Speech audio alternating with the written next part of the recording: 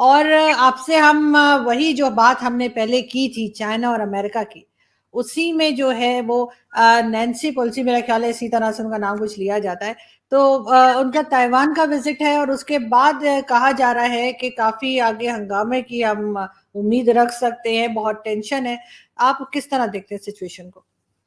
आरजू जी, सबसे पहले तो आपको नमस्कार और शो पे बुलाने के लिए धन्यवाद। हाँ, हम इस विषय पे कल बात कर रहे थे एक दो दिन पहले, तो ये बात हुई थी कि अभी जियो पॉलिटिक्स में सबसे बड़ा विषय यही है।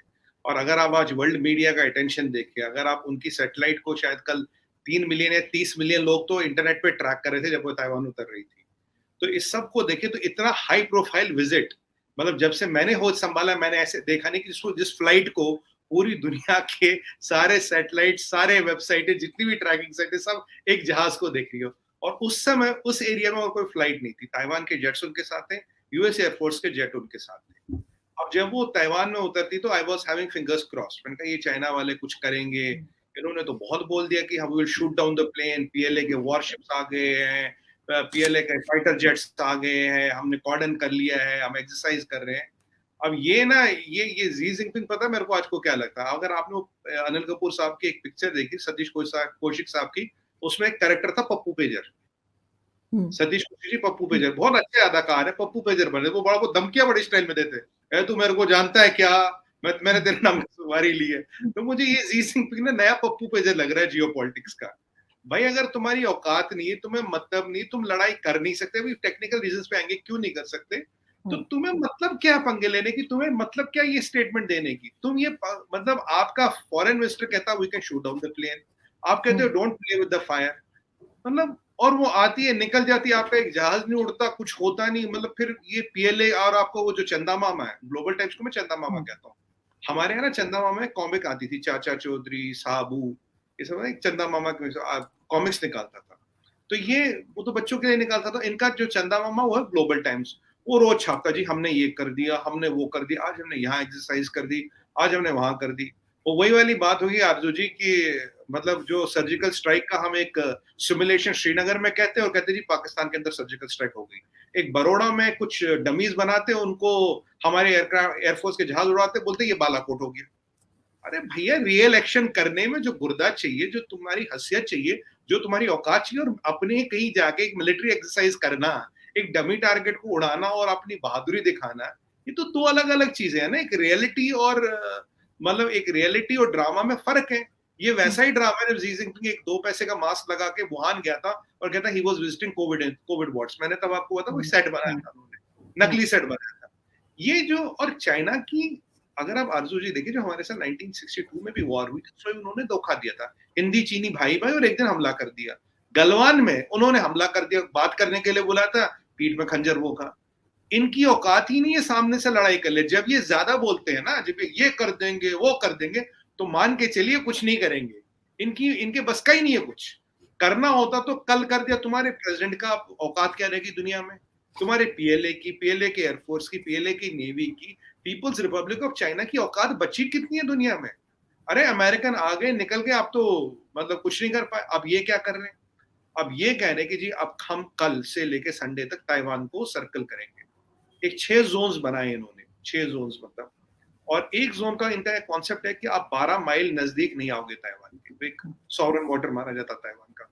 3 जोन थोड़ा सॉवरन वाटर में भी आएंगे और 3 जोन बाहर आएंगे।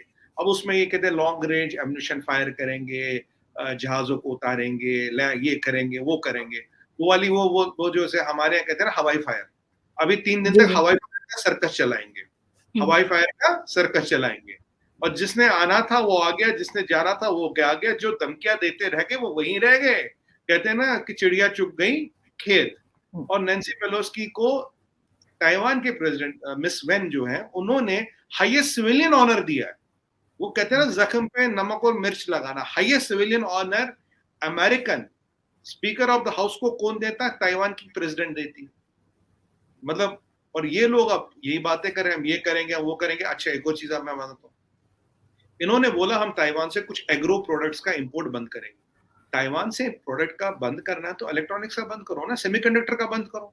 सेमीकंडक्टर का बंद करोगे जो तुम्हारी रही सही इंडस्ट्री वो कल खत्म हो जाएगी। और तुम्हारे में सबसे बड़ा इन्वेस्टर ताइवान है, तो अगर तुम्हें अपनी वो दिखाना, वर्चस्व दिखाना, तो बोलो ताइवान से ट्रेड बंद, बोलो ताइवान से एफडीआई बंद।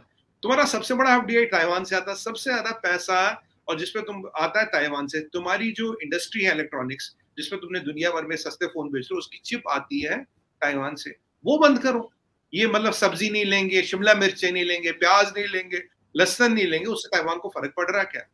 आज चाइना की औकात बिल्कुल खत्म हो गई। पहले तो हमने खत्म कर दी थी गलवान में, अब जो रही सही बची थी वो अमेरिकनों ने खत्म कर दी। अब देखिए 2-3 दिन ये खूब हल्ला हंगामा पटाखा धमाका करेंगे। आरजू जी, मैंने आपको पहले भी बोला था कि ताइवान का एम्फीबियस असॉल्ट, अगर आप समंदर के रास्ते ताइवान को जीतना चाहो, नेक्स्ट टू इम्पॉसिबल है। 130 किलोमीटर का ये स्ट्रेच है, आपको 1 मिलियन की इसमें नेवी चाहिए, उतनी स्ट्रॉन्ग चाइना की नेवी है नहीं, और it is highly protected by Ronald Reagan. अच्छा, रोनाल्ड रेगन जो कंबाइंड बैटल ग्रुप जिसे कहते हैं, वो ऑलरेडी वहां उनके वाटर्स में है। साउथ चाइना सी में और भी बेड़ा है अमेरिका के कितने सबमरीन्स हैं। तो चाइना जो 130 किलोमीटर का पार करेगा विदाउट रेजिस्टेंस तो इम्पॉसिबल है। और ताइवान ने पिछले 70 सालों से anti ship missiles, anti ship torpedoes, anti ship tracking system उसी पे काम किया। उन्हें पता है अगर चाइना किसी दिन आएगा तो शिप से आएगा, और शिप से उन्हें आने देना नहीं है। अब ऐसे होते हुए जब दुनिया का हर स्पाई सैटेलाइट तुम्हारे बेड़े को देख रहा है, जब अमेरिकन प्रेजेंस वहां है। और आपको एक और चीज बताऊं, ताइवान हमें छोटा सा लगता है, 3 लाख की फौज है ताइवान की, 3 लाख की फौज है ताइवान की।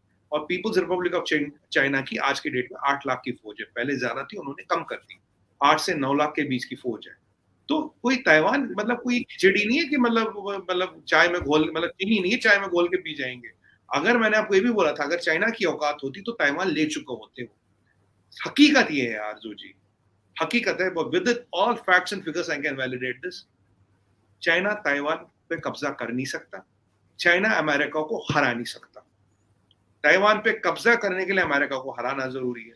China can not take on Taiwan, China can not defeat America. तो अब कहानी ये है, अब तुम्हारी औकात नहीं तो ये फिर ये पप्पू पेजर वाला पप्पू तुम्हारे सपने में आया था क्या, ये जो धमकियां दे रहे थे दुनिया भर को। और अब ये इतनी रोग स्टेट हो गई है कि यहाँ का प्रेसिडेंट अब धमकियां देता है। मतलब आप डिप्लोमेसी देखिए इनकी, मतलब चाहिए स्पोक्स पर्सन बोले कुछ बोले समझ आता है। पहले तो तुम्हारा फॉरेन मिनिस्टर बोलता है, फॉरेन मिनिस्टर का स्पोक्स पर्सन बोलता है, फिर तुम्हारा प्रेसिडेंट धमकियां देता है। मतलब ये खाई की डिप्लोमेसी। और करते क्या हो कि जब नैन्सी पेलोसी अब निकल गई, वो अपना साउथ कोरिया पहुंच गई, अब अगले दिन वो वाली बात है कि आप अगले जुम्मे हम इस पे ना प्रोटेस्ट करेंगे। भैया जिसको आना था आ लिया, जिसको निकलना था निकल लिया। अब तुम वहां हवाई फायर करके सुरसुरिया छोड़ के किसको डरा रहे हो, किसको बता रहे हो?